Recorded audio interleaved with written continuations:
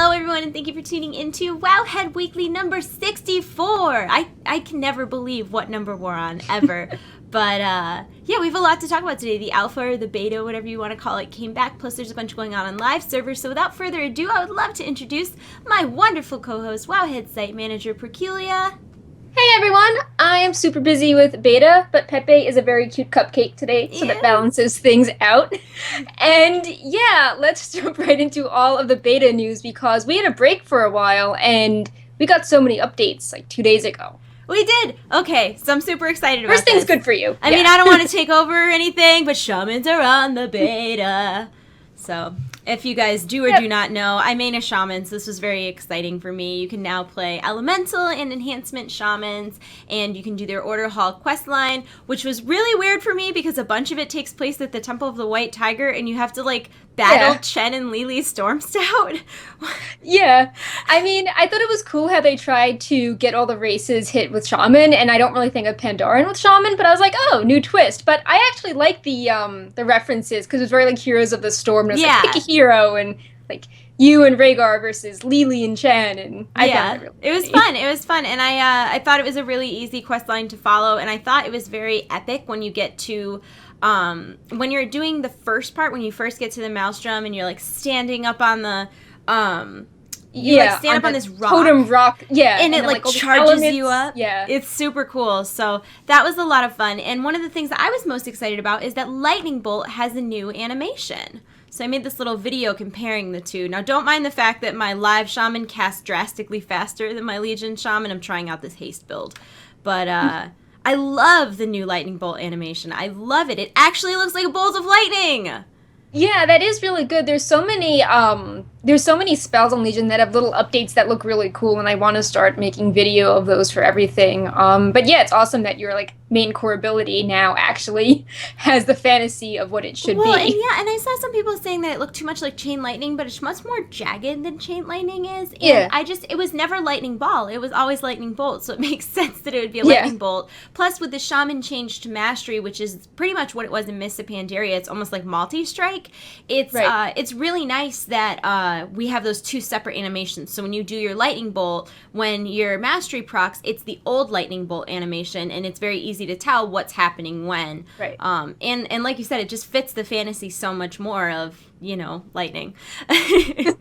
So I really liked it. Now, what did you think about the Order Hall and the Maelstrom? So, I mean, it feels obviously very different than the others because it's this rock and there is sea mist everywhere, so it doesn't feel particularly cozy, but I hate it. Yeah, I mean, I liked how there was the fire area and the air area, and then the like the earth area, but it feels like, I don't know, I wouldn't really want to hang out there. I think you need some, technical elements and some like cushions or place you'd want to actually sit. There's like nowhere to go. It's so bizarre. Like the Druid Order Hall is this huge outdoor like encampment with like all these different little areas and springs and waterfalls and ponds and like memorials and all these cool things. And then like the Hunter Order Hall is like this whole little village, and you have this big lodge that you can go into. Yeah, I really like those too. And it just seems like the Shaman Order Hall is like a cave. There's nothing. It doesn't feel like a place you would live. I mean, I know you're not supposed to like live in your Order Hall, but it doesn't seem like it has... I'd also want to see more of a connection to the life-giving elements of it, because there's this rock and there's nothing growing in the cave. No, it's so strange. But I'm expecting like flowers or, you know, just signs of life or, you know, glowy effects. Yeah. Well, and not only that, but I feel very unsafe when I go to upgrade my artifact weapon. Oh, yeah, because you're like walking the plank over a pit of lava in the middle of a lightning storm. Like, that's dangerous.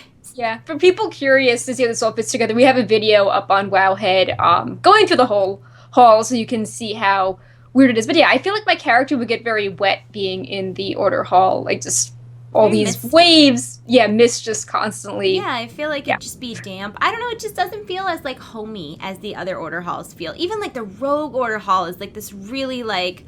It almost reminds me of a secret lair and like you have the luxury area and you like tap on the bookshelves and you get into this super nice area that has like tables and bookshelves and a minstrel playing tunes and... Yeah, I hope that maybe in the future they'll consider, I don't know, tweaking the Shaman order hall a little bit just so that it has some more life to it. It just feels like you just go into a cave and that's where you live.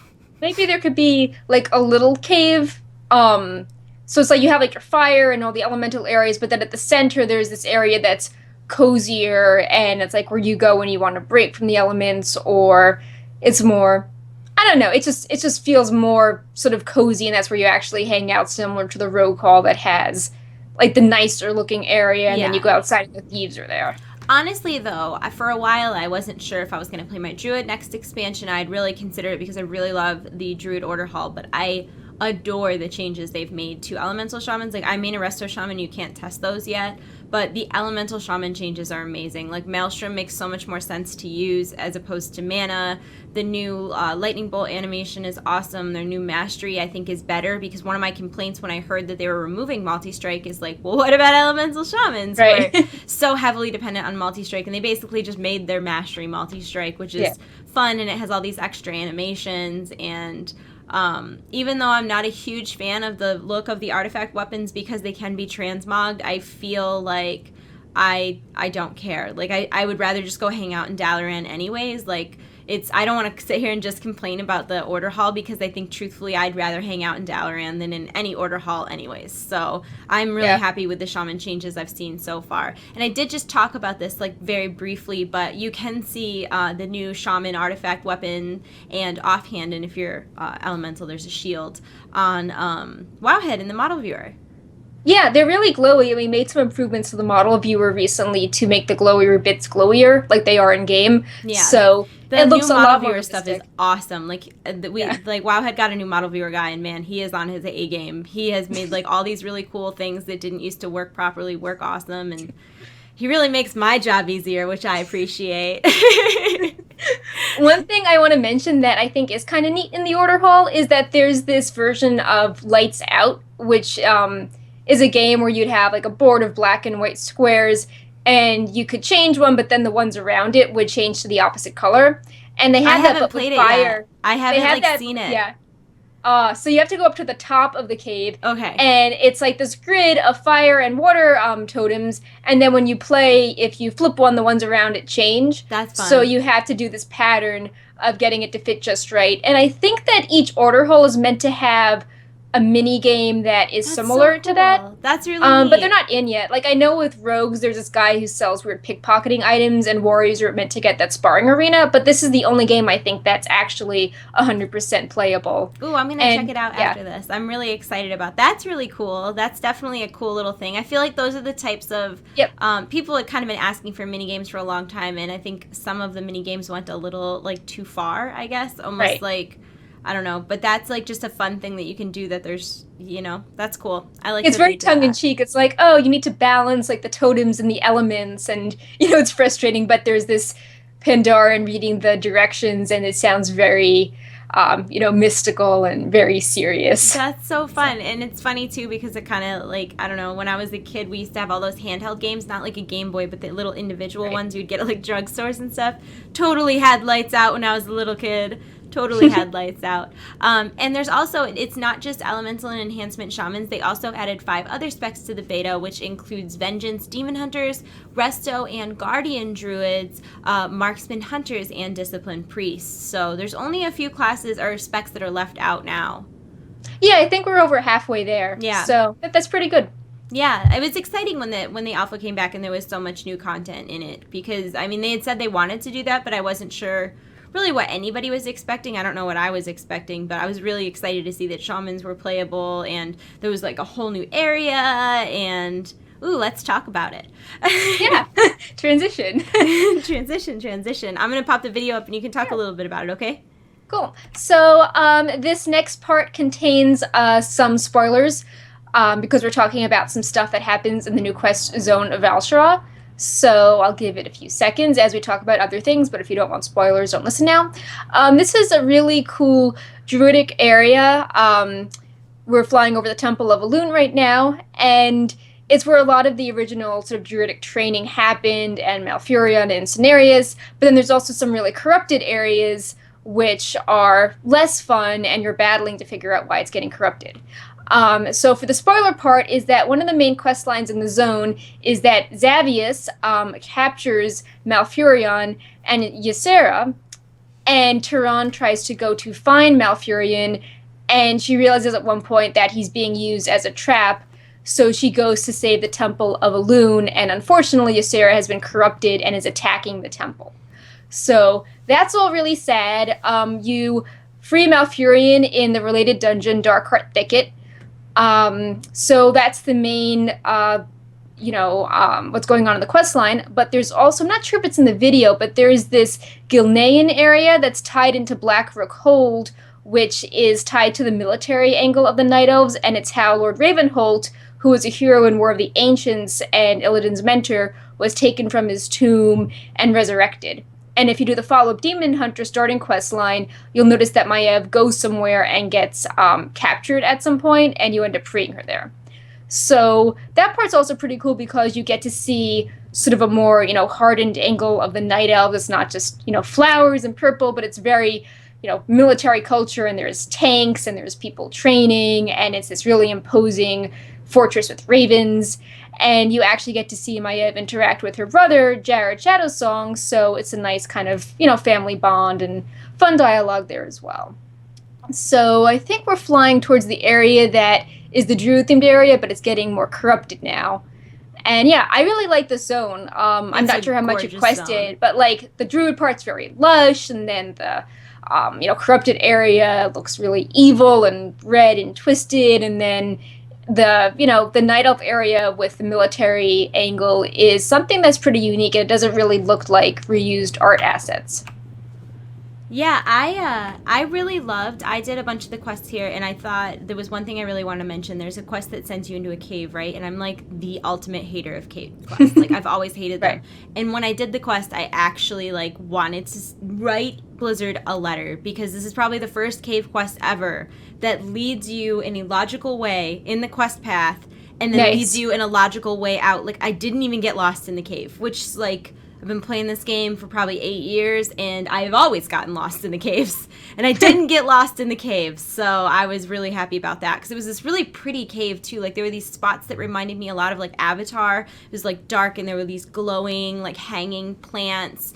Oh, and, yeah. I think I know. The lamps that were, lighting the streets and the, not really streets, but the roads and the areas in the cave that were kind of more hallways were these twisted Night Elf branches that were holding glowing orbs, and it was just very, very pretty, eclectic art. And I really liked, they used a lot of the different Guardian Druid, almost artifact forms in that questline, because you had to save all these bears, and the bears were not just regular bears, they were clearly druidic bears. It was very cool.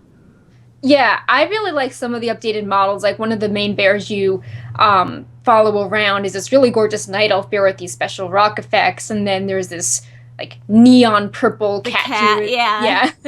Even the dragons have really nice updated models too. Well, I thought a lot of the they had said they really wanted to improve outdoor content in Legion, and from what I've seen so far, and mind you, this is an alpha beta where you're getting disconnected and world servers are crashing and things are happening.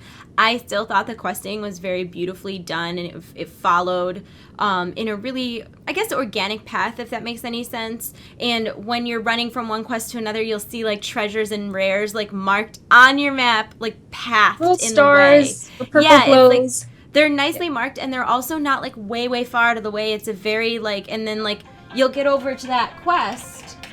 Sorry. My vet decided that it's time to call me now. You'll get over to where that quest is, and or where the bonus objective or where the treasure is, and there's always more than one thing. You'll get to a treasure, there'll be a bonus objective, or maybe there's a rare over here. It's just really well set up for people who are actually interested in doing outdoor content. Yeah, another thing I liked is that some of the chests I found were not just in enemy areas, but they were located in friendly cities, but at the far end of the city or behind a statue. So you actually have to pay attention to those areas, and it's not just a simple area that has a flight master. And I like how it makes you explore in those types of areas that maybe you aren't really trained to explore right now, thinking that nothing is there because there's nothing you can kill or, do for a quest. Yeah. I thought when you first go to the new area to quest Valshara, there's like quests that send you in 4 different directions. Like you basically go talk to one person and then he sends you in all different places. And I just thought everything was placed in a way that really encouraged exploration and encouraged you to go and get the treasures. And I feel like this expansion, more than previous expansions, it's much more worthwhile to go get the treasures and to go fight the rares because you're getting artifact power. And the artifact power isn't always the same. Like some of it is just generic artifact power, but like when I was playing on my Shaman, I got like a specific like frost artifact power that like changed my weapon in a very specific way. So it makes you kind of like want to play more, because you don't know what you're gonna get. I think adding that kind of like Diablo-esque randomization to loot is really fun. I think it's a really fun aspect of the game. And the treasures were more interesting as well. Like for example, I would find an NPC and she was friendly and I talked to her and it turns out that she's being chased by a demon. So then I kill the demon and then she thanks me. Or this other NPC couldn't find her ring, and I find her ring. Yeah. Yeah, I was like, and it was like right next to her in the water. That was so funny because I'm like, well, I feel like a jerk just taking her ring, but then she comes over and she's like, oh, thanks so much, like you can hold on to it. So yeah.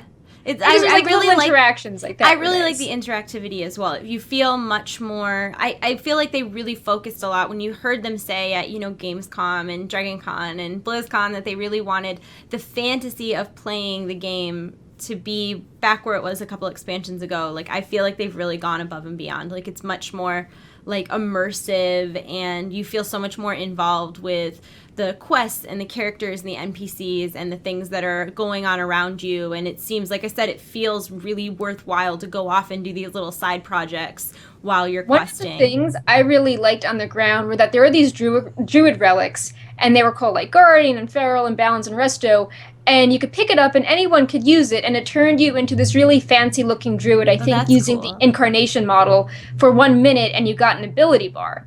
So that was just fun. They're just like lying around the ground everywhere. That's cool. And I didn't catch those. Yeah, that was really cute. And they had a bunch around the area for the Shrine of Malorn, and you actually get to see him. It's not just like a shrine to him. And apparently he's very elusive, but because you're such a big hero, he feels comfortable in your presence. And that's really cool because it's just nice to see a major lore figure like that. Plus, if you click on the shrine, you get a buff to all your primary stats for an hour. Yeah, that's so cool. Which is nice. Like, there's no quest there. It's just, if you go there, it lets you, like, learn about, stuff some more. And it's really a gorgeous area, too. It's a really pretty area. And, like, there was a lot of, like, art things in it. Like, one of the things I noticed that was, I kind of trolled everybody on Twitter a little bit. I'm not sure how they felt about this. But there was this one area where you're questing. I saw that. Where there's these little trailers made out of, like, fallen trees. Like, a tree fell, and they kind of sealed up one end and the other. And then it was really cool. Like, there were these little, like, buildings, these little, like, huts that I've never seen them before in WoW, and they were really, really cute and well made. Somebody said they reminded them of, I want to say Banjo and Kazooie, but they were just these really cute little things, and there wasn't just, like, one of them. There was, like, 4 different versions of that little building, and all in this one area. It was really cool. Yeah, another thing I really liked was the pets that you could get. There were some really cute pets you could get different ways. At one point, you have to kill a rare, and you rescue a frightened Ashmaw cub. And the cub's pretty cute. Then there's this evil tainted water elemental, and you kill him, and you get the fetid waveling. This was my favorite. You rescue... so there's this burning building, and you're checking it out for a quest. And there's a treasure nearby that you can get, but then you also hear this dog barking and sounding scared.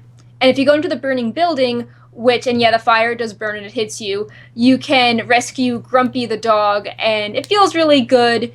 And you feel like you did a good thing by saving him, and he is a really unique dog model, so that was cute. And then there is a spectral risen saber kitty, which is from one of the rares in Blackrook Hold, and it's adorable. It's a cat. It's glowing. It's also an undead, and I know most cats are usually beasts, so if you like pet theory crafting, that is cool too.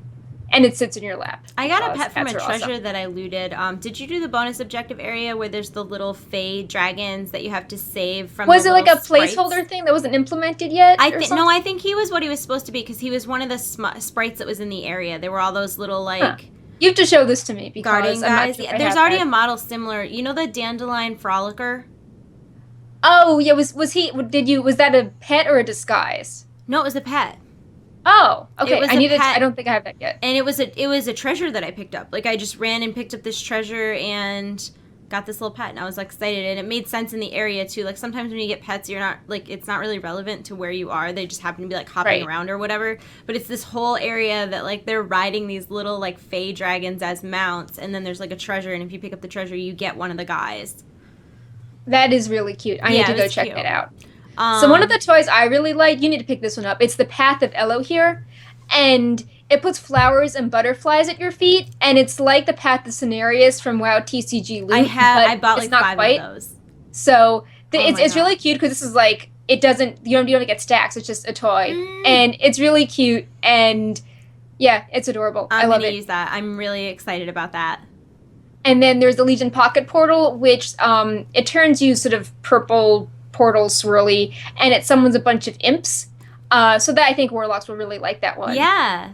And my favorite toy is the Waywatcher's Boon. And you got that like right before we started the show. Yeah, it only works in Val'sharah, and the description is that it lets you cover short distances very quickly, and it turns you into a moose, but it's a runaway moose, so you just keep going.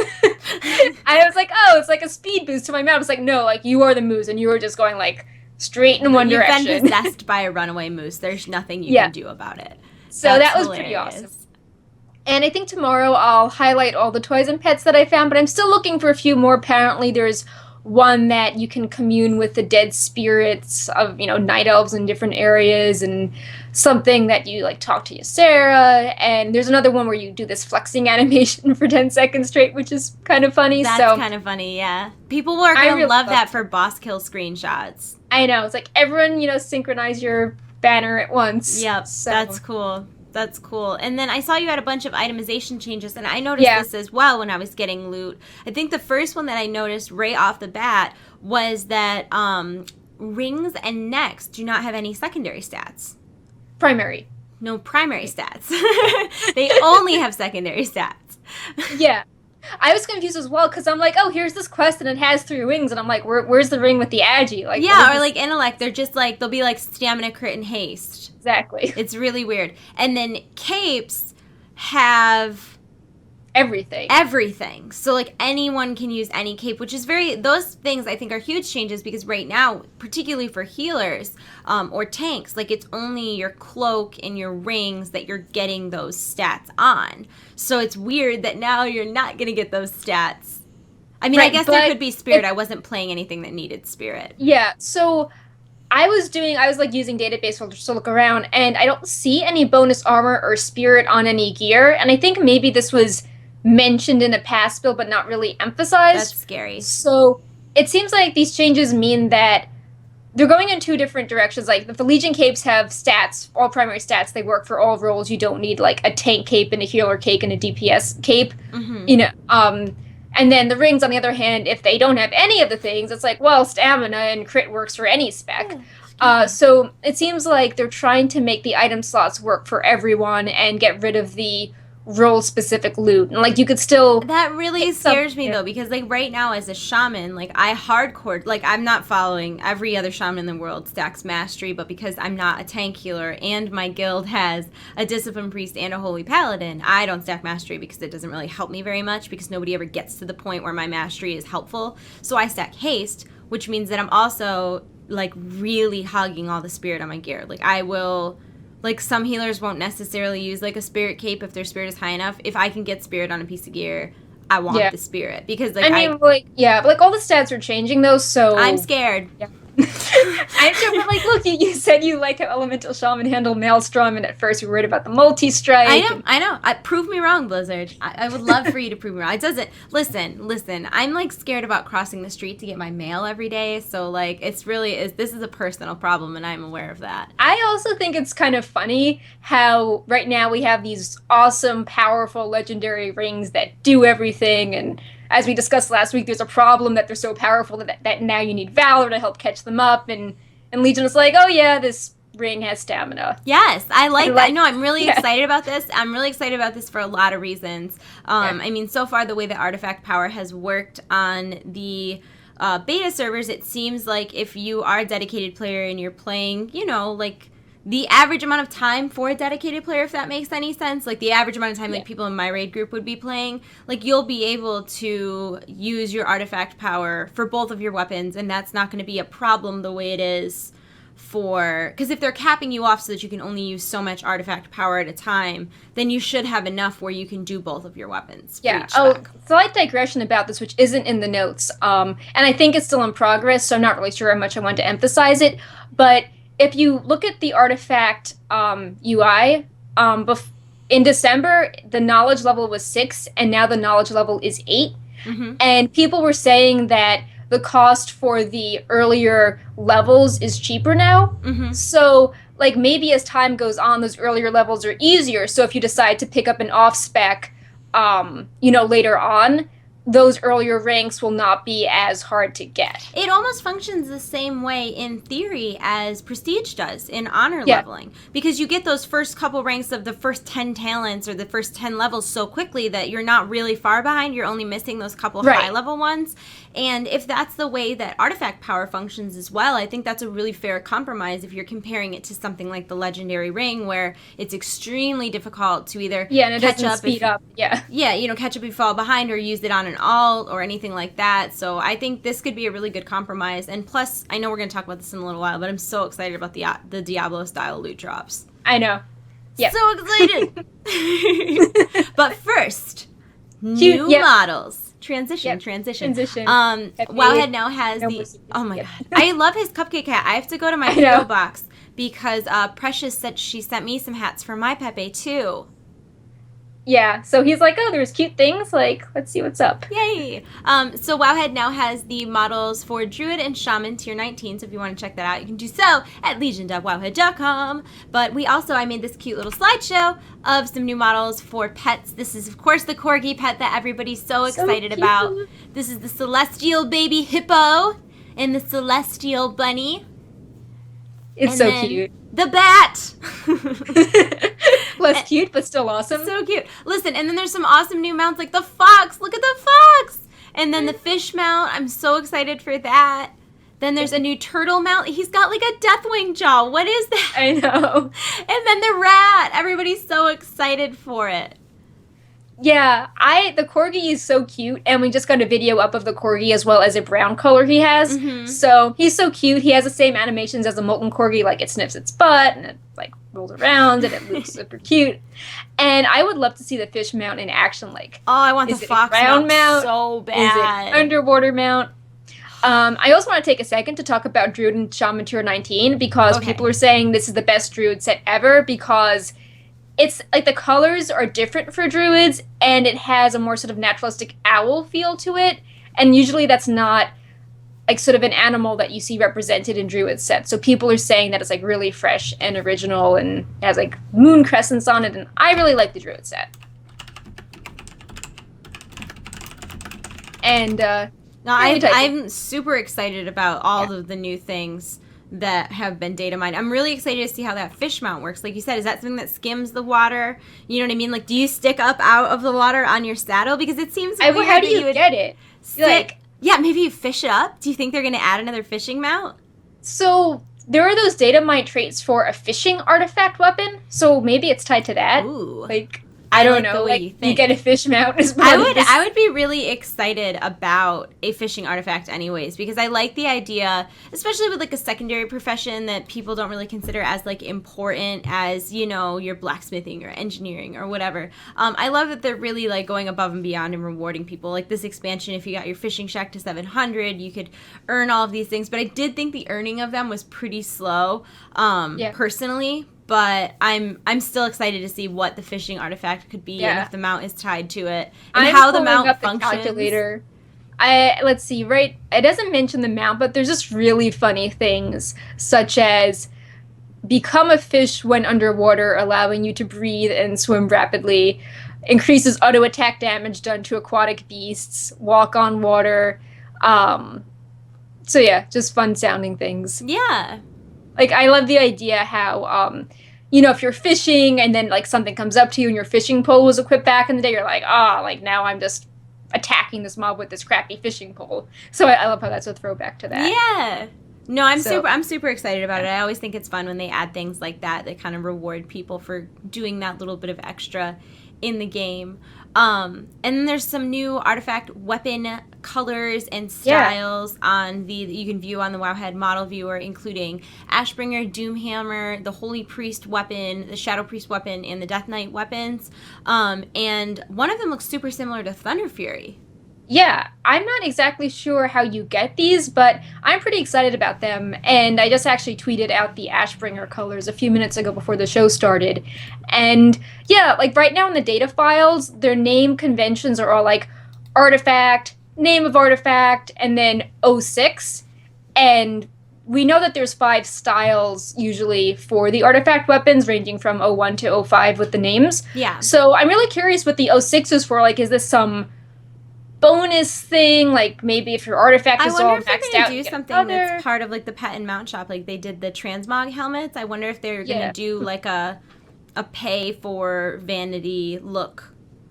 Yeah, I mean, we don't have them for every spec yet, but I have no idea where they're from. And if you look in game, you don't see, like, if you look in game on the appearance tab, it has names of all the styles, but not these. So it's a mystery. Like, they're just sort of, hey, here's some extra looking colors. Like, I mean, maybe are they thinking that some of the existing colors are not very good, so they'll replace them with these? I'm not really sure, but Thunder Fury is very exciting. Yeah, I'm sure a lot of people will be excited about that anyways, because remember, you can transmog artifact weapons. Like, other weapons can be transmogged to artifact weapons, and artifact weapons can be transmogged to other weapons as well. So if there is a Thunder Fury look to it, I would assume that you could transmog that look onto another weapon in a future expansion. Think the artifact weapon... So this is interesting because I don't think right now the actual artifact appearances can be stuck on any other weapons, because in theory you could put the appearance on an heirloom and then your level 1 could have an awesome artifact appearance. But yeah, I'm curious what's going to happen in the future, because I can see in the expansion Beyond Legion, you really like this unique artifact look, and then it's like, well, yeah, I feel like can't use this weapon. I feel like they said at Gamescom that they would be transmoggable back and forth. But then I guess that doesn't really answer how variants and stuff like that would work, since each artifact weapon is like 6. Yeah, I think there was a blue tweet recently. 6 colors. I think. Do I have it here? One sec. You can do. Filter is being slow. What class do you think that the Thunder Fury would be for? So it said it was a sword. Maybe it's Outlaw Rogue. Oh, like, man. It said it was a sword, and it had this weird name. It was like Skyfall, and I'm like, well, that's not the name of any of the weapons. Weird. So one of the classes that can use a sword. But yeah, I mean, there's also the Transmog UI had some updates, but it's still kind of messy. So I'm sure we'll keep having Transmog updates every week as we figure out more of what is going on. It'll be really helpful once we can copy our characters from live over to the beta, because like it's hard to tell, you know, what works when we don't really have our full collections to test out. Transition. I'm going to flip to the preview of the new dungeon while you chit-chat about it. So, I ran the new dungeon yesterday, and I took some pictures of it, and then when it was cleared, we took a video of the atmosphere. And this is Darkheart Thicket. As I mentioned before, it's tied to the quest in Valshara. And as you can see, it has a very corrupted druids, very red emerald nightmare. At some point in this video, I think you'll see an area that's not totally corrupted, so you'll see some green, vegetation. The bosses are Archdruid Gladialis, Oakheart, Dresseron, and Shade of Xavius. And Oakheart in particular has some really funny dialogue. Well, I guess not. It's more like dad joke funny, so it's just sort of amusing that he shows up and he's really like, funny then. Yeah. So it's like, my bark is worse than my bite. I think I have a crush on you. Ha. It's time we got to the root of the problem.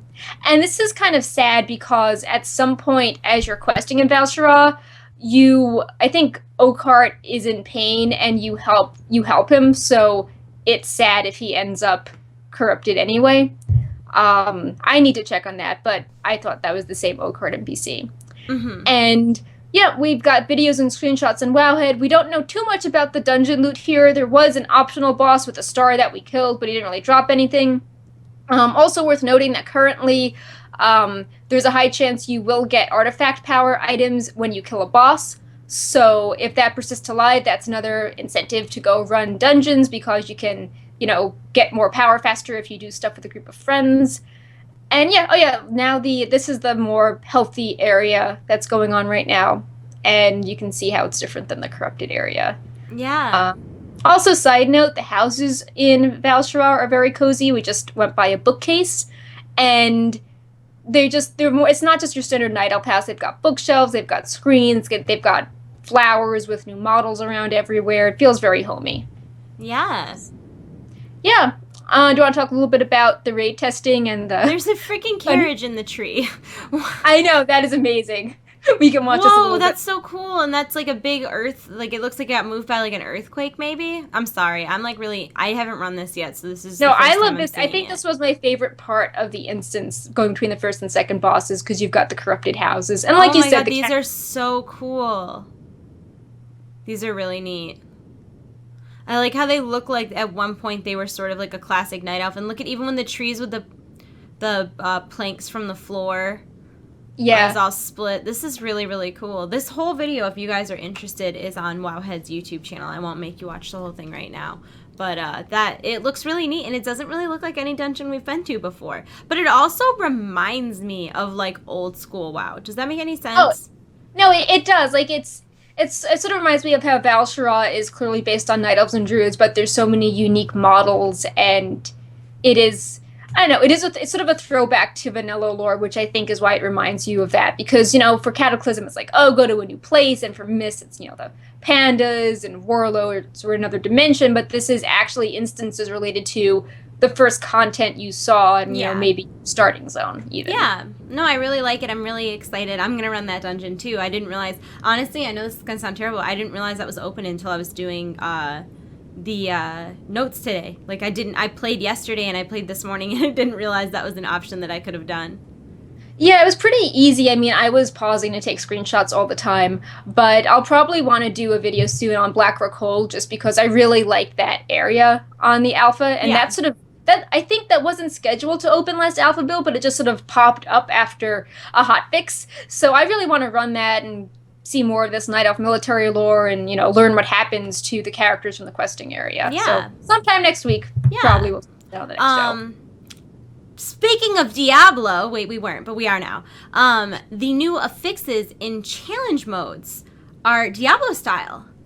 Yeah, we got our first list today of them, and there's some pretty, over-the-top abilities, and I'm curious to see how that plays out. I'm really excited. I'm really excited for new challenge modes because they run more similarly to like when you do, oh god, help me Perk. You use the stones and you open the rifts. They run more like rifts than like dungeons do currently. Like everything's kind of like randomized as far as the enemies and the abilities that they do, the type of loot that you can get. It's just much more Diablo style. I feel like Blizzard really took a lot of care in Legion where people...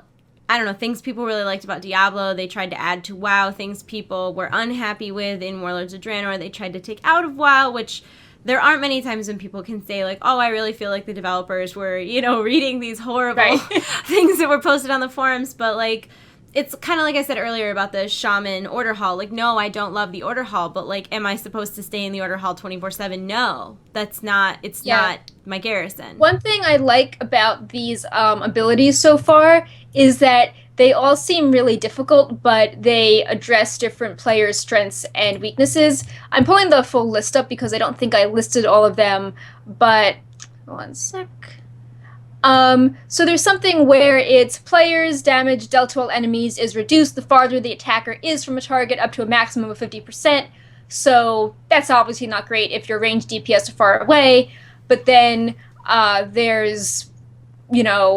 other things like threat generated on all enemies decays very rapidly, so that's not great if you're a tank. There's just, bolstering when any non-boss enemy dies. Its death cry empowers nearby allies, increasing their health and damage by 20%, so that's not great if you're melee and they're cleaving. So it seems that instead of being like, oh, this is the one perfect comp that you'll need to go through every instance, it feels that there's more randomization and that, it's less routine, and that it's one class won't be at a distinctive advantage, and different classes can shine based on what affixes you can get. I really like that. Because I feel like right now, it's very like, it's kind of always the same type of groups that are running challenge modes, and everybody has to know, everything that every single boss and every single mob, and you skip this. It's very choreographed. Yeah, it's like all very planned and studied, whereas this is going to be more about like, do you know how to CC? Do you know how to handle this situation? You were like reacts like, oh, oops, this mob has this, guess we have to improvise. Yeah. I'm going to ask the stream a question really quick. Did Perk get really quiet, or is my headset dying? Can't tell. Let me know. I'm super, super excited about challenge I had to mute my mic a second to type something because a coworker is asking me a question, and then I put it back on, but I don't know if maybe that Mute it and unmute it one more time just to see what happens. Okay, it's back. Yeah, I don't know. It just seems a little quieter this time, but nobody else thinks you're quiet, so it's probably because I'm using like a $10 cheapy headset. It's probably not you. Do you want to talk about what's going on live servers? I want to talk about the raid testing first, just because the post sounded really funny. So raid testing started with Heroic Ursoc today. I think it's going on right now. We're wrapping up as we're filming, and they stress it's very early because not all specs are available and artifacts powers are not unlocked. And there were some really funny quotes. It was basically, if you've read, oh, it doesn't have, like, crazy streak, instability is not only possible, but almost a certainty. So I just thought it was funny how they did not sound all uptight and serious about this. And they explained how this was more about testing the code base at this point and being a stress test than being, a super serious or like practice testing thing. Like a lot of these big raid guilds like to go in and try to like practice the raids early, and it's definitely more about testing for bugs than for Ian has a Costas had a funny tweet about this as well. Someone tweeted him, they're like, why would you even put the first test up on the same day as D3 season starts? And he replied, just continuing our well-established pattern of counter-programming other games' major releases. We're ruthless like that. So I like how they're loosening up. And it's funny because I know like somebody kind of said that in a bad way, but maybe that's a good idea that they're, if people like me, like I'm really torn right now. Like I want to go like do the dungeon and film a video doing the dungeon, but I'm going to play the Diablo season at 8 o'clock. Like I'm definitely doing that. So I think maybe it is a good idea that they release these things simultaneously, since you have a limited amount of space on the alpha servers, and the more people that are on, the less stable they are. So, maybe this all was part of the plan. Yeah. I mean, or maybe it's just like, oh, like, why did you make this miserable alpha buggy test at the same time as Diablo? And it's like, oh, conspiracy theories, you always have to get this up at the same time. There's another game, even our own games, That's great. That's really, really funny. I was going to say something, but I decided to hold that in. Live news! Okay. All right. Yep. So, just side note, beta coverage is going up on Wowhead each day on our YouTube channel, and lots of tweets. So, we know there's a lot of stuff, so we're trying on our Twitter to highlight some of the older news from a few days ago. And as usual, all the calculators are updated. So, if you don't want to read a whole list of spell changes, you can just go to the talent calculator and... yeah, on to the live news. On to the live news. So it's the Apexis holiday weekend, and that goes through Tuesday. And you can get all sorts of rewards for this. I think this is one of the better holidays as in terms of rewards. The quest is to complete 5 Apexis objectives, which, I don't know, might take 45 minutes, especially if you're like in a group with other people. It's pretty quick. And you earn 5,000 Apexis, 1,000 garrison resources, 1.5k oil, as well as 500 valor. So this seems to me like a very worthwhile objective to do. Currency blowout sale. Yeah, it really is. Well, and 500 valor is enough to upgrade one piece twice. I mean, I feel like in that same amount of time, that's about the time it takes to do a mythic dungeon, and a mythic dungeon only gives you 300. So I feel like this is one that's definitely worth doing, especially since there's a lot of cool stuff that you can get with Apexis if you haven't gotten it yet. There's the Corrupted Dreadwing mount, which is 150k. I'm only like 7k away. I'm so close. There's the Rookmar Sacred Memory toy. I already have this one. It costs 50k, and it turns you into an Arakoa. There's the Blazing Firehawk pet, which costs 2k. And there's also other pets and mounts from rep vendors. Yeah, and if you are a new player or you're on an alt, you can get a lot of good leveling gear. Well, not leveling, but starter gear with the Pexus crystals. There are Baleful Armor tokens for 5k, weapons for 10k, and when you use it, it creates an item between item level 650 and 695. Yeah, you can also buy. Did you say that you could buy the upgrades for 20k too? No, but yeah, you can do that. Yeah, you can also buy the empowered baleful crystal thing that will update any baleful, and that's account wide, so you can send it to another character. Right. And what I really liked about this, we talked about this, the difference between like the Mists of Pandaria version of this and Legion or Warlords, is that you actually do create the piece of gear before you buff it, so you can make sure that it's a piece of gear that has secondary stats that you want. Exactly. There were also some hotfixes that went These live. were super popular on the site. I know. You know, they were popular on both sides. Like, I saw people saying, oh, I'm so upset. This was something that we worked really hard on, and now people don't have to do it. And then there were other people that were like, thank the old gods. Yep. Which I always appreciate seeing both those viewpoints. The first hotfix was regarding Glory of the Dragon Soul Raider, and the achievement Holding Hands was removed. And as a reminder, this achievement, Glory of the Dragon Soul Raider, rewards the Reigns of the Twilight Harbinger. Yeah, and it was the Hagara achievement, and you needed several people to do it because you had to like chain a lightning bolt together. I think you only needed 3 people to do this. Yeah, if you have a hunter with it. Yeah, if you had a hunter with a pet, like there was a couple cheat arounds, but I can understand for people who are actually just soloing these dungeons, it's nice that they are making it so that you can go back theoretically by yourself and do them. Even though, man, oh man, like I feel like soloing Dragon Soul is probably still awful. Like Spine is the worst thing. Yeah, the trash, I'm trying to do it for the mounts, and just the trash is so tedious. Like, the Spine is really a long fight, but also the dragons that fly in the air before Ultraxion, or the RP dialogue when they're opening up the portal to the 4th boss, so... I was pretty excited. I was like, oh, I'm going to solo Dragon Soul to try to get Experiment 12B, and one of my friends was on with me, and he's like, oh, I'll go with you. It's like, it'll be quicker, right? And the very first time we ran it, I got Experiment 12B, so I never had to do it again. Wow, you were so lucky. I am so jealous. It was amazing. Well, if it makes you feel any better, that's really the only mount I've ever gotten that mattered. So, I've never even seen the mount out of Karazhan drop. My sister got the Panther out of ZA the other day. I've never seen that drop. My life, or I get mounts stolen from me all the time too, and then those people quit WoW. Story of my life. Regarding Glory of the Pandaria Raider, show me your moves, as well as Getting Hot in Here were both removed, and that meta achievement rewards the Reigns of the Heavenly Crimson Cloud Serpent. Now, I did not raid enough last expansion to know what the heck those achievements did. So show me your moves was really tricky because the bosses would do these crush patterns in front of them. That was a really popular thing in Mists of Pandaria. You know, like the mobs would position a certain way and do that conal animation. So they would do it, and there were 5 different ways they could do. And they would sort of gear up, and then they do a few of these crushes in different orders. And the achievement was that if the entire raid dodged 1 set of attacks. So you can imagine that this did not go very well. Trying to get like 10 people to death. So it's basically the Cormrock achievement, but everybody. Yeah. That's annoying. Yeah. So yeah, it wasn't personal. It was everyone in the raid. Do you know what they should fix regarding the Cormrock achievement? Is that right now you can do that by dying at the beginning.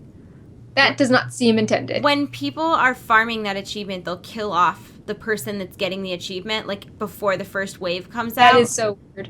Right? Yeah. Like, that you can, like, cheese that achievement that way. I'll have you know I got it by having excellent movement skills. But, yeah, that needs to be fixed because that feels like a really cheaty way to do that.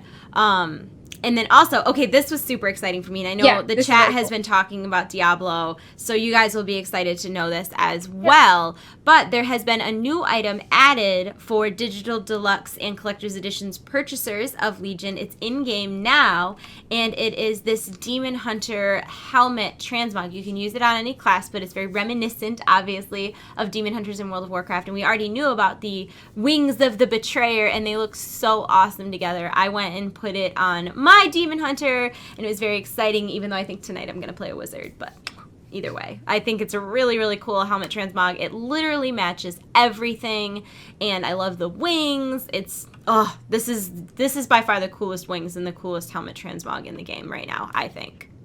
Yeah, and you don't have to wait for Legion to come out to get it. You get you just get them as soon as you purchase it, and you log into Diablo, as well as all of the WoW items if you haven't purchased it already. So you get the Fellstalker mount, and you get the cute Fell Puppy pet, and the perks for all of the other games as well, like Heroes of the Storm. Yeah, if you haven't, if you have not logged into Diablo since last season and you played a seasoned character, you won't have it in your inventory at first. You have to go through all of your mail because it'll take away all your items and send them back to you. So do not be alarmed if you get on and the helmet is not there. You just have to empty your mailbox and it'll automatically be added to your Transmog collection. Really, really cool. I wish they would add items like this for World of Warcraft, honestly. I would love to get, as opposed to like a pet or a mount, I would love to get a transmog look, like that helmet. And maybe, I understand why they wouldn't do that specifically in WoW, because they would really give you the appearance of a different class.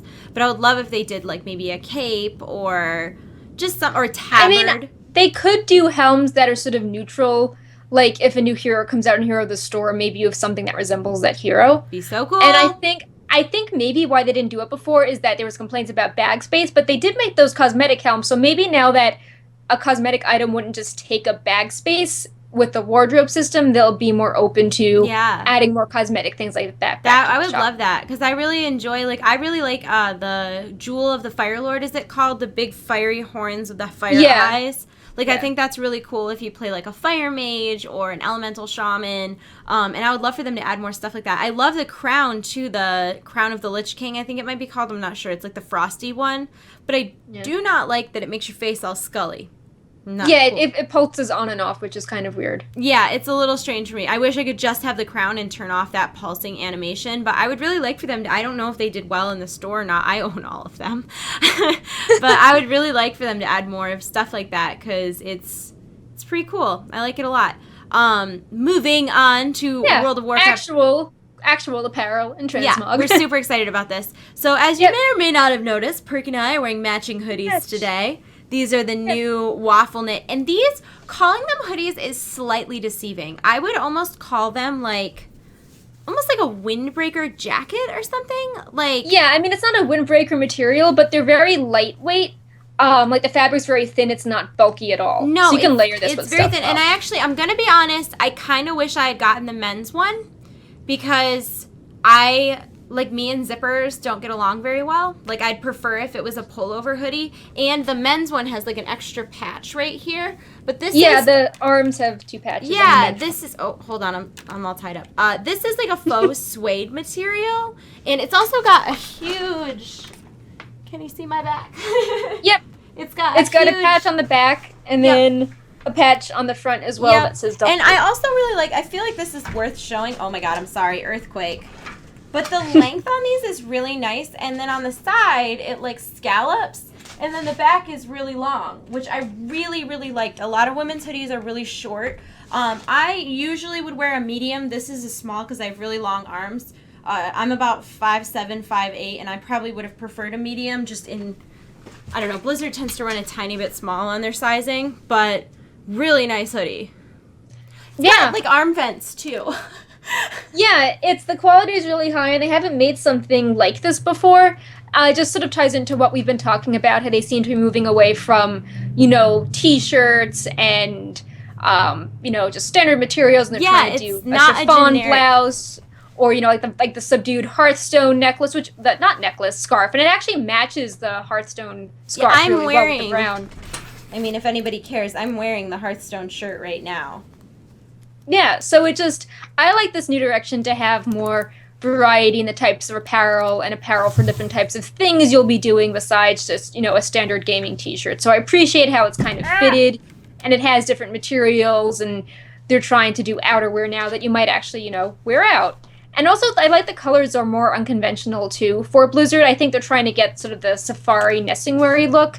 But, usually we're used to the colors of the expansion or Alliance on Horde. So it's nice to have something that is... neutral. You can still wear... Yeah, neutral, exactly. I also really appreciate that even though there is a huge logo on the back, it doesn't look like you're wearing, nerd clothes. I don't know if it looks more exclusive. It just I don't know, it looks very classy. fancy. I don't know. I like it a lot. I think it's really nice.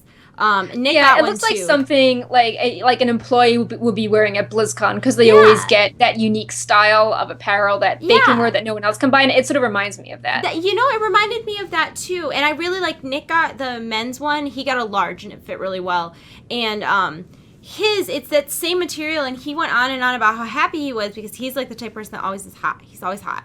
Right. And he was super excited because this is like a very breathable material. It's something you could definitely wear in like the spring or the fall when you don't quite need a jacket or you don't quite need a whole, big bulky sweatshirt. It's very light, and like I said, it's got armpit vents. They're like little rivets. They're like holes. So I don't know. It's really nice looking. There's a lot of cool details. Pockets are nice too. Yeah, and it's like soft too. Like it's this waffle material, but it's not like long john material. It's like it has a fun texture to it. Yeah, it's like it's very waffly. Yeah, even things like the zipper says Blizzard on it on both sides. Little details. The interior is pretty nice as well. So yeah, it's not like a lined sweatshirt, but I don't think it's supposed to be this more lightweight. It's almost like a track jacket on the inside, as opposed to like a hoodie. It's not lined with like fleece or anything hot. It's really nice. I like it a lot. We just got these like yesterday. They retail for, I want to say $60 each. Yeah, which is about a standard price for a hoodie if you were to get a branded hoodie that wasn't just plain. They have sizes small to 2X for women and up to 4X for men. So a lot of sizes. I would recommend going one size up. So I usually wear, I don't know, somewhere in between a small and a medium. I would have gotten a medium, but the small fits me okay. It's not like it doesn't fit. Yeah, for me, the small fits pretty well, except it's a little long. You're 8 inches shorter than me. Well, I was going to say that the torso part, it does go a bit, like, long on me, but the arms and, like, the top part is fine. I was actually surprised that the arms were long enough on me because I'm weird. I swear to God, Perk and I have the same size torso, and I'm just super stretched out. Like, it's bizarre. I have the most bizarre body shape. But I actually really appreciated that they were long because I like that you could wear it with, say, like the leggings from the store, and I wouldn't wear leggings that didn't like cover, the top half of your pants, and you could wear this with something like that and you wouldn't be inappropriate. So I appreciate that a lot. And I believe we have a code right now. Is it just Wowhead or is it Wowhead 10? That actually expired after the holidays, but I was going to thank everyone for that because we got a lot of great feedback that so many of you use the discount code to get holiday shopping. And yeah, I mean, I think that since the past ones have gone really well, we'll probably get one in the future, but we don't have a code active right now. Oh, okay. So we'll work on that. We're working on it. Yeah, but thank you everyone for making that a big success. Yeah, it was awesome. Yeah, and I think our code might actually still be active because I reached out to the person that we talked to about merchandise and stuff like that, and he was talking about getting a code for Overking like the one for Overwatch or like the one for Wowhead, so it might still be active. Okay. But we should talk about this. Yeah. Anyways. A code that is active. Yeah, I'm super excited about this. So Jinx emailed me today, and they're doing this new promotion called Never Stop Raiding, which basically is this big sale they're having. It's 25% off all Blizzard apparel if you use code Raiders at checkout. But what's really cool is that Wowhead also has a code right now that's 30% off all World of Warcraft tees with code Wowhead. So you can't stack the two of them together, but it kind of gives you some options for like Blizzard or WoW stuff to get a really solid discount on them. Sorry for the decapitated Garrosh that's on your screen right now. Also, in that whole conversation, they gave us 10 hoodies to give away, free shipping, whether you're in the U.S. or international. So that giveaway and how you can enter will be announced on Downtime Tuesday this week. But hoodies we just talked about this, they're usually $60-$70 a pop. So, and it'll be the hoodie of your choice from Jinx.com. So I think that's a really cool and generous giveaway. So if you're interested in entering, make sure that you don't miss this week's Downtime Tuesday. And if you're interested in purchasing something while it's on sale, you can use code WOWHEAD for 25% off all World of Warcraft t-shirts or code RAIDER for 30% off of anything Blizzard. Yeah, and some of the merchandise also shows up on the Blizzard Gear Shop. So if you see something on the Gear Shop and it says that it's from Jinx, also check Jinx's website as well because, that special discount code might apply to it. Yeah. Yeah, you know what I love is Jinx came out with these new hoodies recently, not the ones we're wearing. I showed them a couple weeks ago, but they're these like rugged, kind of industrial looking hoodies. I like the horde that has the tattered back on it. Yeah, and it's got the little like loops right here, and all of the prints on it are like kind of torn on the outside. They're really cool hoodie. And I mean, I feel like that would fall into the category of free hoodies. So make sure that you check out this week's Downtime Tuesday, because who doesn't want free hoodies? I'm sorry about that rustling noise. My cat has found a mouse. Fake mouse. Toy mouse. Pepe's gonna run away, cats. Going ballistic. Oh, she wouldn't hurt Pepe. See, he's right here, and she doesn't care about him. But she's got like a little catnip mouse that she just discovered, so she's going crazy in the background. So if you guys have any questions you would like to ask us, now is a great time to do so. So what do you think your favorite part about the alpha coming back is so far?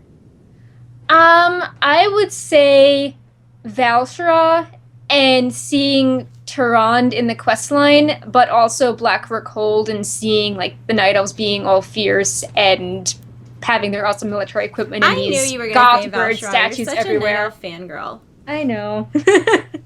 So that's my favorite part. What's yours? I, of course, have to say it's that I can play a shaman now.